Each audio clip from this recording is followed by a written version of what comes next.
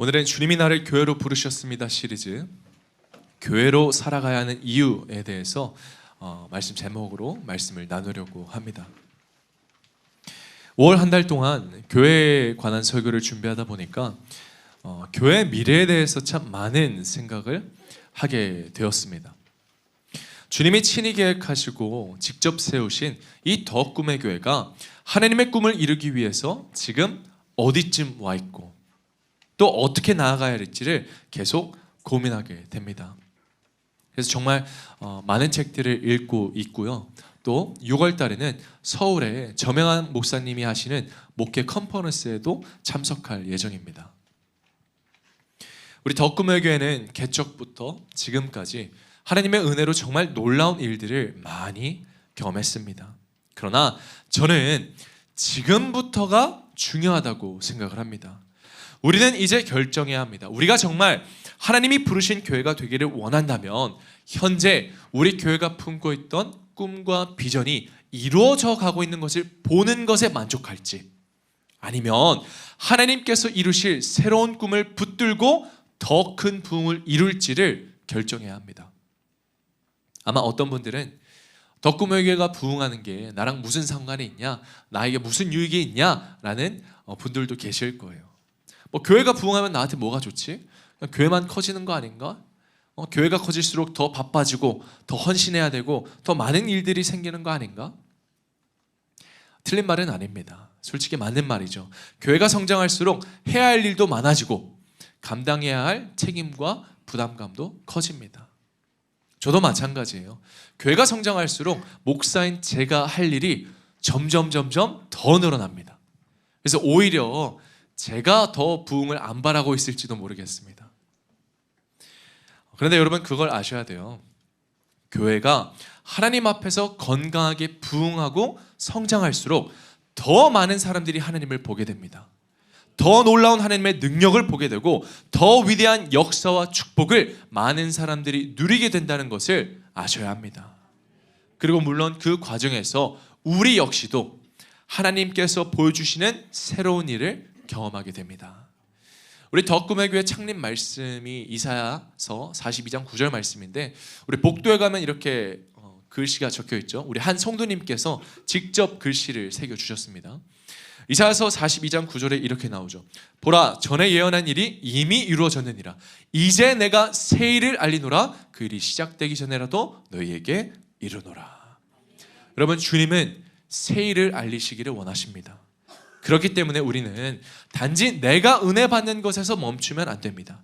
나만 만족하고 나만 행복한 교회가 아니라 우리 교회 때문에 모든 사람들이 행복해지도록 만드는 그런 교회로 부흥해야 합니다.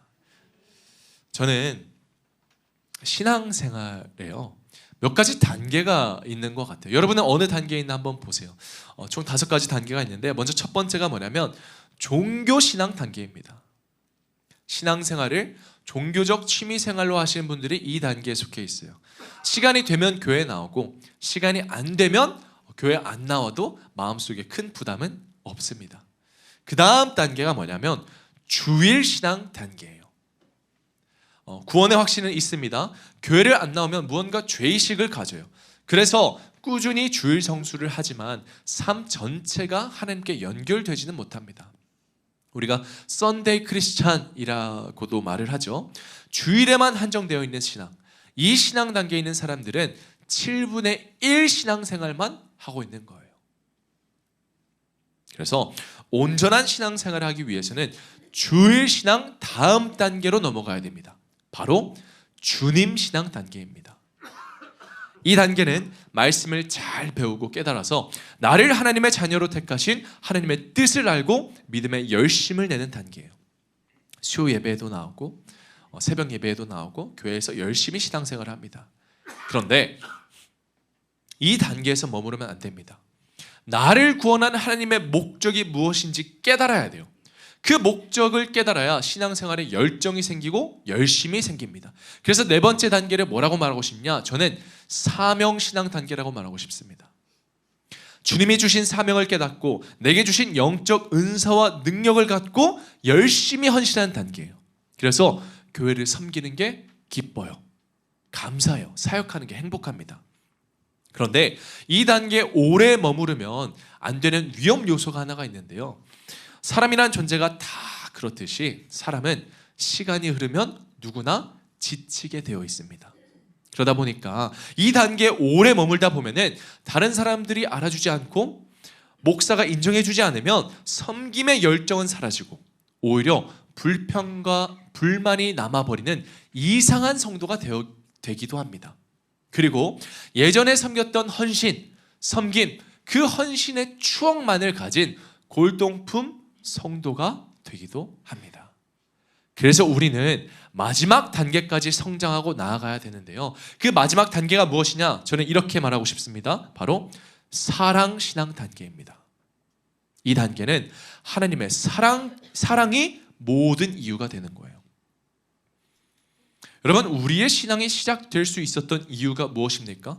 요한일서 4장 10절은 이렇게 말합니다. 사랑은 여기 있으니 우리가 하나님을 사랑한 것이 아니요 하나님이 우리를 사랑하사 우리 죄를 속하기 위하여 화목제물로 그 아들을 보내셨습니다. 우리가 하나님을 먼저 사랑한 게 아니에요. 하나님이 우리를 먼저 사랑하셨습니다. 죄 가운데 있었던 우리를 사랑하셨고 넘어지고 실패한 우리를 포기하지 않으시고 독생자 예수 그리스도를 내어주시기까지 우리를 사랑하십니다.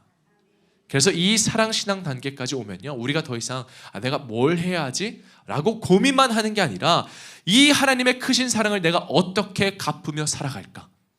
우리의 삶 전체를 사랑을 근거로 살아가게 됩니다. 그래서 결국 하나님을 사랑하게 되고 하나님이 사랑하시는 교회를 사랑하게 됩니다. 여러분, 신앙의 시작은 사랑이고 신앙의 완성도 사랑인 줄 믿으시기 바랍니다. 고린도전서 13장 2절에 이렇게 나오죠. 모든 믿음이 있을지라도 사랑이 없으면 내가 아무것도 아니요. 사랑하는 덕금 성도 여러분, 저는 저와 여러분 모두가 이 사랑 신앙 단계까지 자라나는 그런 믿음의 성도가 되었으면 좋겠습니다. 그리고 바로 그때 우리 덕금의 교회는 좋은 교회를 넘어서 하나님이 꿈꾸시는 교회가 되고 사람을 감동시키는 교회를 넘어서 하나님의 마음을 기쁘게 하는 그런 교회가 될 줄 믿습니다.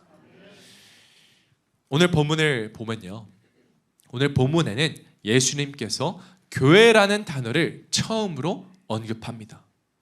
세상을 바꿀 수 있는 수많은 방법 가운데 주님은 교회를 세우시기를 원하셨어요. 이유가 있어요. 그래서 오늘 우리가 이 말씀을 통해서 교회로 살아가야 하는 이유, 그 두 가지를 여러분과 함께 나누려고 합니다. 먼저 첫 번째, 우리가 왜 교회로 살아가야 하는가? 우리는 결국 이기기 때문입니다. 우리 18절 말씀 같이 한번 읽어볼게요. 시작. 또 내가 내게 이르노니 너는 베드로라. 내가 이 반석 위에 내 교회를 세우리니 음부의 권세가 이기지 못하리라. 아멘. 교회로 살아가는 우리는 결국 이기게 되어 있습니다. 승리할 수밖에 없습니다. 왜 그럴까요? 교회를 세우시는 분이 바로 주님이시기 때문이에요. 주님은 내가 내 교회를 세우리니 라고 말씀하십니다. 즉 교회란 사람이 세우는 게 아니라 주님이 세우신다라는 것이죠. 그래서 교회는 세상의 조직이나 기관이랑은 달라요. 사람이 만든 것은 시간이 지나면 다 사라지게 되어 있습니다. 제가 지난번에 말씀드렸던 것처럼 수명이라는 게 있어요. 기한이 지나면 다 끝이 납니다. 그런데 교회는 시간이 지나도 무너지지 않습니다. 사라지지 않습니다. 왜냐하면 교회는 건물이 아니라 예수 그리스도가 직접 세우신 영적 공동체이기 때문입니다. 여러분, 제가 굉장히 어릴 때 부모님과 또 우리 부모님 동료 목사님들과 함께 유럽의 성지순례를 간 적이 있습니다. 근데 그때 제가 너무 어려가지고 사실 뭘 잘 몰랐어요. 그러니까 유럽의 낭만을 즐길지를 몰랐어요. 그냥 가가지고 잠만 자고 밥도 맛없다고 투정대고 지금 가면 정말 신나게 보고 올 수 있을 텐데 아무튼 어릴 때 가서 그냥 따라다니기만 한 것 같아요. 그런데 시간이 지나니까 그때 봤던 장면들이 생각이 나더라고요. 유럽에는 정말 오래된 교회들이 많아요. 조금 과장을 보태서 말하면 500년도 안 된 교회면 오래됐다고 치지도 않습니다. 그런데 제가 가보니까 중요한 건 그 오래된 건물 자체가 아니었어요. 왜냐하면 사실 어떤 교회들은요, 그런 오래된 교회들이 지금은 관광지가 되어버린 곳이 참 많아요. 또 어떤 곳은 나이트클럽이나 스트릿바로도 팔렸다는 그런 안타까운 소식을 제가 들었습니다. 그런데 이런 오래된 교회가 우리에게 말해주는 게 있어요. 무엇이냐면 이 오래된 교회가 증거하는 것은 그 긴 시간 속에서도 여전히 하나님을 예배하는 사람들이 있었다라는 것입니다. 오랜 시간 여전히 복음을 붙든 사람이 있었다는 거죠.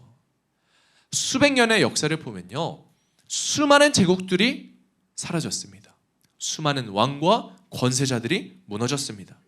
그런데 여러분, 그 수백 년의 시간 동안 예배는 끝나지 않았습니다. 복음은 사라지지 않았고 교회는 여전히 존재하고 있었습니다. 왜냐하면 교회는 사람이 세우는 게 아니라 주님이 세우시기 때문입니다. 그래서 여러분, 우리가 오래되고 시간이 지나 쇠퇴하는 교회 건물들을 보면서 착각하면 안 되는 게 있어요. 건물이 사라진다고 해서 교회가 끝난 것은 아닙니다. 사람이 줄어들었다고 해서 복음이 사라진 건 아니에요. 교회라는 곳은요, 흔들릴 수 있어요. 사라질 수 있어요. 예수님도 교회가 공격받지 않을 것이다 라고 말한 게 아니죠. 오늘 본문을 다시 보면 이런 표현이 있어요. 음부의 권세가 이기지 못하리라. 무슨 말이냐면 이 교회를 향한 공격이자 음부의 권세는 있다라는 거예요. 그러니까 존재한다라는 거죠. 역사를 보면 교회는 언제나 핍박이 있었습니다. 박해가 있었고 무너짐도 있었고 상처와 눈물의 시간들도 있었어요. 어떤 시대에는요, 예배를 드리는 것만으로도 감옥에 가야 했고 어떤 시대에는 복음을 전했다는 이유만으로 죽음을 당하기도 했습니다. 그럼에도 불구하고 교회는 끝나지 않았어요. 결국은 다시 일어났고 복음은 계속해서 전해졌고 예배가 다시 세워졌습니다. 왜냐하면 교회의 주인은 사람이 아니라 세상의 주관자 되시는 예수 그리스도이기 때문입니다. 그리고 그 주님이 결국 이기게 하시기 때문이에요. 주님은 이 세상에 대해서 이미 이렇게 선포하셨습니다. 요한복음 16장 33절 우리 같이 한번 읽어보겠습니다. 시작. 이것을 너에게 이르는 것은 너희로 내 안에서 평안을 누리게 하려 함이라. 세상에서는 너희가 환난을 당하나 잠대하라. 내가 세상을 이겨노라. 아멘. 여러분, 신앙이라는 것은요, 어려움이 없는 삶이 아니에요. 공격받지 않는 삶이 아니에요. 신앙은 어려움 속에서도 주님이 이미 승리하셨다는 것을 믿는 삶입니다. 우리 인생도 마찬가지예요. 살다 보면 무너지는 것 같은 순간들 정말 많습니다. 영원할 것 관계들 다 사라지고요. 아무리 기도해도 내 영혼이 메마른 것처럼 느껴질 때가 있고 당장의 현실 때문에 흔들리고 불안해서 내 인생이 끝난 것처럼 느껴질 때가 있습니다. 지난주 금요일 김요셉 목사 말씀처럼 내가 바닥을 치고 있다라고 생각을 했는데 막상 가보니까 내려갈 지하가 더 있어요. 그럴 때가 참 많아요. 그러다가 어떤 순간을 맞이하죠. 신앙생활을 하는 것조차 힘들고 버거워서 교회 오는 발걸음이 싫어질 때가 있습니다. 여러분, 제가 어제 한 권사님 부부와 식사를 하다가 참 마음에 남는 이야기를 들었어요. 아하 모먼트 있잖아요. 아 맞아. 권사님 어떤 얘기를 해주셨냐면 아들한테 이런 얘기를 들었대요. 엄마, 사탄은 늘 우리를 공격하고 있어요. 그런데 우리가 깨닫지 못할 뿐이에요. 여러분, 그 말을 듣는데 참 맞는 말이라고 생각했어요. 사탄은 늘 우리를 공격합니다. 늘 우리의 관계를 깨트리려고 하고요. 마음을 무너지게 하고 교회를 떠나게 만들고 예배하지 못하게 만들려고 공격합니다. 부응하지 못하게 막으려고 합니다. 근데 여러분 그거 아세요? 사탄의 공격 말고도 사탄은 늘 공격해요. 맞는 말이에요. 근데 늘 일어나는 일이 또 있습니다. 무엇이냐면 바로 하나님께서 우리와 늘 동행하시고 늘 우리를 위해서 일하시고 계신다는 사실입니다. 하지만 우리는 자꾸 사탄의 공격에만 집중해요. 늘 공격하는 사탄, 늘 함께 하시는 하나님이 아니라 누가 나를 힘들게 했는지, 왜 이런 일이 생겼는지, 왜 나는 안 되는 것 같은지, 왜 나에게만 이런 억울한 일이 생기는지 사탄의 공격에만 집중합니다. 그런데 여러분, 우리가 사탄의 공격에만 집중한다면 우리는 두려울 수밖에 없어요. 불안하고 힘들 수밖에 없어요. 왜냐? 눈에 사탄만 보이니까. 그러나 반대로 여러분 생각을 바꾸셔야 돼요. 내가 나와 언제나 함께 하시는 주님께 시선을 둔다면 우리는 다시 일어설 수 있습니다. 이미 세상을 승리하신 주님이 우리와 함께 하신다는 사실을 믿으면 우리는 결국 이기게 될 것을 알기 때문입니다. 사랑하는 덕금 가족 여러분, 주님은 단지 건물로 된 교회를 세우시는 분이 아니세요. 주님은 우리를 교회로 부르셨습니다. 우리의 인생을 교회되게 하셨습니다. 그렇다면 교회를 주님이 직접 세우신다면 교회로 살아가는 여러분의 인생도 주님께서 직접 세워가십니다. 여러분의 가정도, 여러분의 미래도, 여러분의 삶도, 여러분의 사명도 주님이 붙드시고 세워가신다는 것을 여러분 믿으시기 바랍니다. 그래서 성도는 넘어질 수는 있어도 끝나지는 않습니다. 상처 입을 수는 있어도 버려지지는 않아요. 잠시 흔들릴 수는 있어도 결국 다시 일어나게 됩니다. 왜냐하면 우리의 인생을 끝까지 붙드시고 세우시는 분은 바로 주님이시기 때문입니다. 사랑하는 덕금 가족 여러분, 교회는 결국 이깁니다. 성도는 결국 이깁니다. 복음은 결국 이기게 합니다. 그러니 저는 저와 여러분이 주님이 사랑하시는 교회로 살아가기를 예수님의 이름으로 축복합니다. 여기서 중요한 게 있어요. 우리가 그렇게 끝까지 이기는 교회로 살아가기 위해서 우리는 반드시 살아계신 하나님을 붙들어야 합니다. 오늘 본문을 보면 예수님은 갑자기 교회를 세우신다고 말씀하신 게 아니에요. 제자들과 가다가 제자들에게 이런 질문을 하죠. 13절을 보니까 예수께서 이르시되 제자들에게 물어 이르시되 사람들이 인재를 누구라 하느냐. 그러자 제자들이 이렇게 대답을 하죠. 제자들이 이르되 14절 보니까 더러는 침례 요한, 더러는 엘리야, 어떤 이는 예레미야나 선지자 중에 하나라 하나이다. 제자들은요, 예수님이 자신들이 그토록 기다려온 메시아가 아니라 선지자들 중 한 사람이라고 생각을 했습니다. 그런데 제자들이 언급한 이 선지자들을 보면 공통점이 있어요. 여러 가지가 많지만 그게 뭐냐면 이 선지자들은 다 죽은 사람들이라는 거예요. 그래서 주님은 다시 질문합니다. 15절에 보니까 이르시되 너희는 나를 누구라 하느냐. 그리고 바로 여기서 우리가 주목해야 할, 우리의 고백이 되어야 할 베드로의 고백이 나옵니다. 16절 우리 여러분의 목소리로 읽습니다. 시작. 시몬 베드로가 대답하여 이르되 주는 그리스도시요 살아계신 하나님의 아들이시니이다. 아멘. 여러분, 신앙의 핵심은 바로 여기에 있습니다. 우리는 죽은 하나님을 믿는 게 아니라 살아계신 하나님을 믿는 사람들입니다. 그래서 우리는 예수님을 단지 2000년 전에 역사 속에서만 존재했던 인물, 지금 현재 나의 삶에는 아무런 영향을 끼치지도 못하고 아무런 상관이 없는 그런 예수님으로 믿는 게 아니라 우리는 예수님을 살아계신 하나님의 아들, 지금도 일하시고 지금도 내 삶을 붙드시고 지금도 교회를 세워가시는 주님으로 믿어야 합니다. 오늘날 교회가 직면하는 가장 큰 위기가 무엇인지 아세요? 여러분, 위기는요 어떤 문제 자체에만 있지 않습니다. 우린 말하잖아요. 뭐 사람이 문제다, 목사가 문제다, 성도가 문제다, 또 뭐 재정적인 것들이 문제다. 여러분, 아니에요. 교회의 가장 큰 위기는 살아계신 하나님에 대한 믿음과 기대가 사라지는 데 있습니다. 여러분은 교회 올 때 어떤 마음으로 오세요? 저는 사실 우리 성도님들이 예배 좀 지각 좀 안 했으면 좋겠어요. 좀 일찍 오셨으면 좋겠어요. 근데 그것보다 더 중요한 게 있어요. 우리가 예배 나올 때 그냥 타성에 젖어서 나오거나 주의어서 나오면 안 돼요. 우리는 예배 자리에서 살아계신 하나님이 나를 만나주시고 나를 위해 일하실 것이라는 믿음을 가지고 나를 변화시킬 주님을 기대해야 합니다. 예배는 습관적인 종교 행사가 아니라 살아있는 하나님과의 만남이에요. 그리고 우리가 살아있는 하나님과의 관계를 기대한다면 예배에 더 일찍 올 수밖에 없겠죠. 사랑하는 덕금 가족 여러분, 교회는 살아계신 하나님을 붙드는 만큼 살아납니다. 성도도 마찬가지예요. 성도는 살아계신 하나님을 기대하는 만큼 다시 회복됩니다. 그러니 여러분 잊지 마십시오. 우리가 믿는 하나님은 살아계신 하나님이십니다. 지금도 말씀하시고 지금도 일하시고 지금도 사람을 살리십니다. 저는 저와 여러분이 살아계신 하나님을 만나 교회를 세우고 여러분의 인생을 세워나가시는 하나님을 경험하게 되기를 예수님의 이름으로 축복합니다.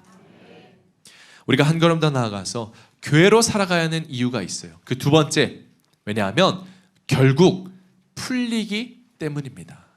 오늘 본문 19절 말씀 같이 읽어볼게요. 시작. 내가 천국 열쇠를 내게 주리니 내가 땅에서 무엇이든지 매면 하늘에서도 매일 것이요 내가 땅에서 무엇이든지 풀면 하늘에서 풀리리라 하시고. 아멘.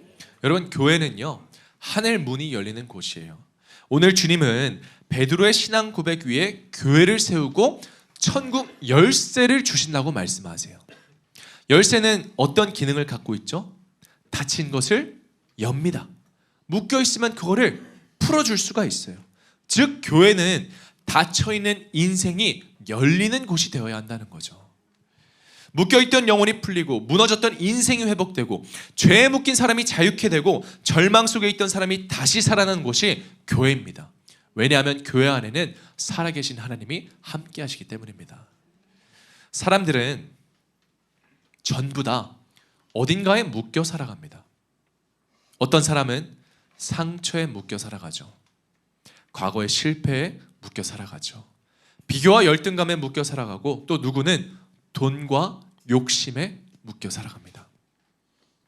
또 어떤 사람은 음란과 중독에 묶여 있고요. 어떤 사람은 두려움과 불안에 묶여 살아갑니다. 사람은 전부 겉으로 보면 다 멀쩡하지만 그들의 영혼은 어딘가에 묶여 있는 것이죠. 그런데 여러분, 사람은 절대로 스스로를 자유케 할 수가 없습니다. 잠깐 잊을 수는 있어요. 잠깐 버티는 척은 할 수 있어요. 잠깐 괜찮은 척은 할 수 있지만 우리 영혼 깊은 곳에 묶임은 인간의 힘으로는 끊어낼 수 없습니다. 그래서 예수님이 이 땅에 오셨습니다. 누가복음 4장 18절에 보면 주의 성령이 내게 임하셨으니 이는 가난한 자에게 복음을 전하게 하시려고 내게 기름을 부으시고 나를 보내사 포로된 자에게 자유를, 눈먼 자에게 다시 보게 함을 전파하며 눌린 자를 자유롭게 하고. 여러분, 복음은요 세상과는 전혀 다른 이야기를 우리에게 들려줍니다. 세상은 조건과 환경과 가치로 스스로를 증명하라고 말을 해요. 그런데 복음은 말합니다. 너는 이미 하나님의 사랑받는 자녀다. 너는 이미 예수님의 핏값으로 사신 귀한 존재다. 너는 조건 때문에, 자격 때문에 사랑받는 것이 아니라 존재 자체로 사랑받는다. 그래서 진짜 복음은 우리를 자유케 합니다. 왜냐하면 나의 가치가 더 이상 세상에 있는 것이 아니라 나를 위해 십자가를 지신 예수 그리스도 안에 있다는 것을 믿게 되기 때문입니다. 사랑하는 우리 덕금 가족 여러분, 우리가 교회로 살아간다는 것은 단순히 교회를 다닌다는 이야기가 아닙니다. 이러한 진짜 복음을 붙들고 살아계신 하나님 안에서 참된 자유를 누리며 살아간다는 것입니다. 요한복음 8장 36절 말합니다. 그러므로 아들이 너희를 자유롭게 하면 너희가 참으로 자유로우리라. 아멘. 근데 여러분, 예수님이 교회의 천국 열쇠를 주신 이유는 단순히 우리의 영혼만을 풀어주시기 위함이 아닙니다. 교회는 천국의 문, 즉 하늘의 복도 열 수 있는 능력이 있어요. 에베소서 1장 3절에 보면 이렇게 말을 하죠. 찬송하리로다 하나님 곧 우리 주 예수 그리스도의 아버지께서 그리스도 안에서 하늘에 속한 모든 신령한 복을 우리에게 주시되.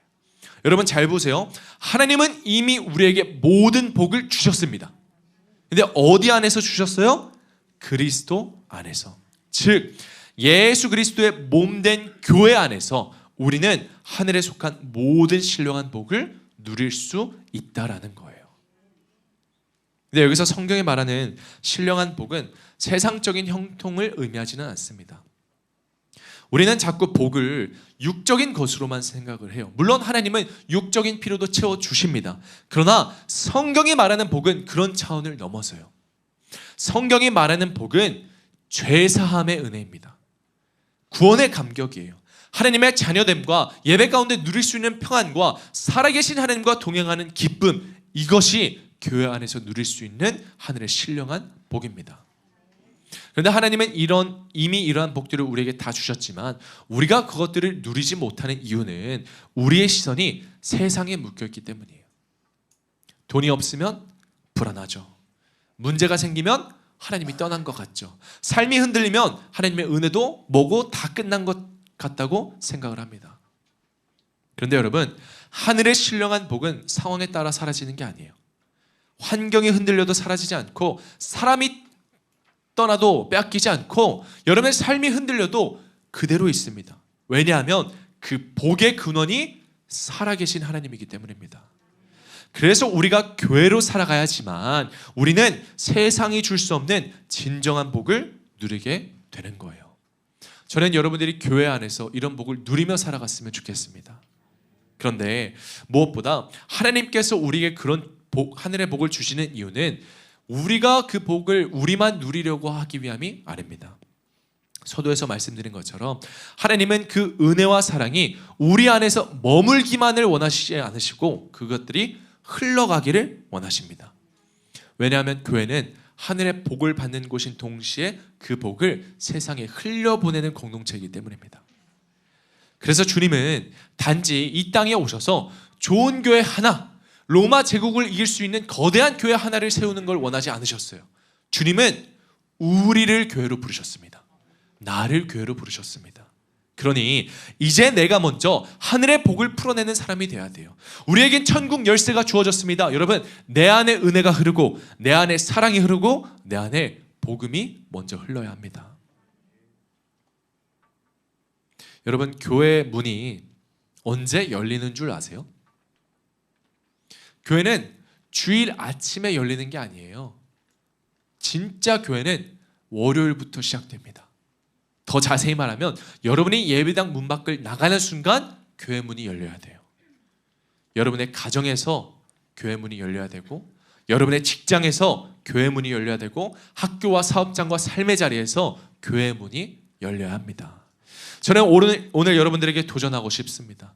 여러분이 살아가는 그 모든 자리에서 여러분 교회로 살아가시고 하늘의 복을 흘려보내시길 바랍니다. 여러분의 말 한마디 때문에 누군가가 다시 살아나고 여러분의 기도 때문에 누군가가 다시 일어나고 여러분의 섬김 때문에 누군가가 하나님을 느끼게 하십시오. 바로 그때 주님께서 하늘의 모든 신령한 복을 여러분의 삶을 통해 흘려보내실 줄 믿습니다.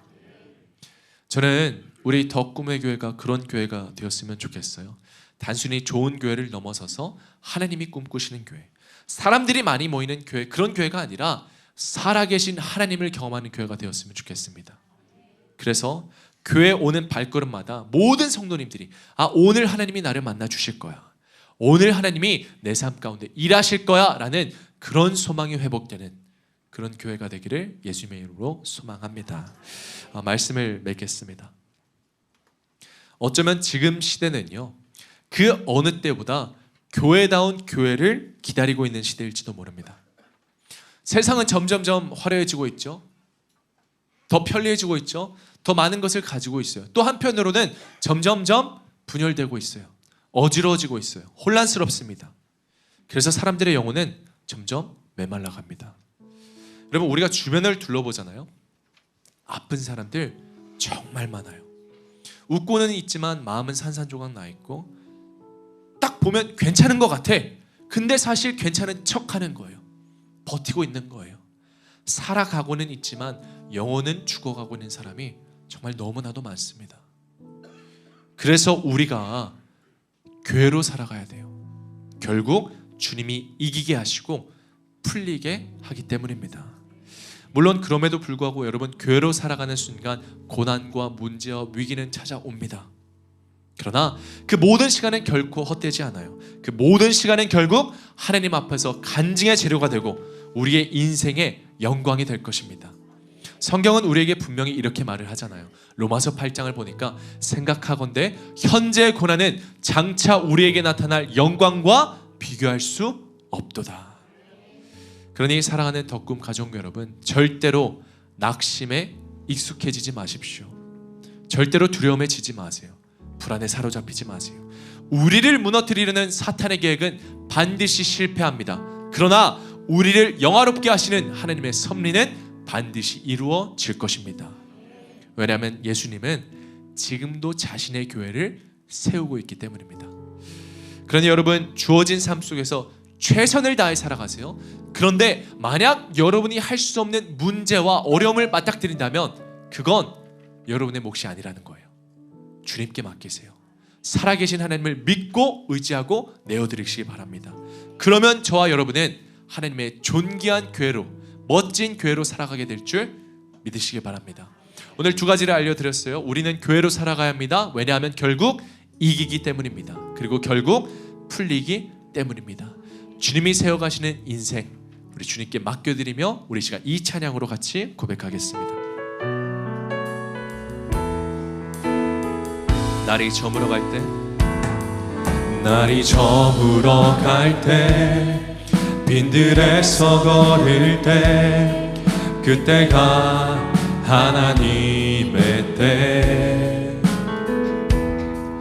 내 힘으로 안 될 때, 빈손으로 걸을 때, 내가 고백해 여호와. 우리 모인 이곳에,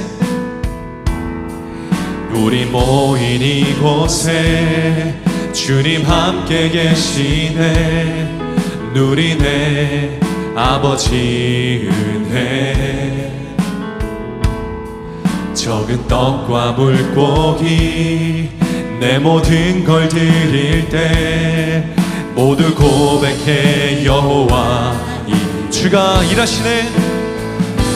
주가 일하시네. 주가 일하시네. 주께 아끼지 않는 자에게 주가 일하시네. 주가 일하시네. 신뢰하며 걷는 자. 오늘도 주님이 일하십니다. 주가 일하시네. 주가 일하시네. 주가 일하시네. 주께 아끼지 않는 자에게 주가 일하시네. 주가 일하시네. 신뢰하며 걷는 자에게.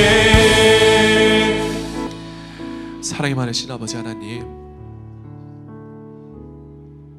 우리가 살아계신 하나님을 믿습니다. 이 믿음의 고백 위에, 우리 인생 위에, 우리 삶 위에 주님 교회를 세워 주시옵소서. 우리 인생이 교회가 되게 하여 주시옵소서.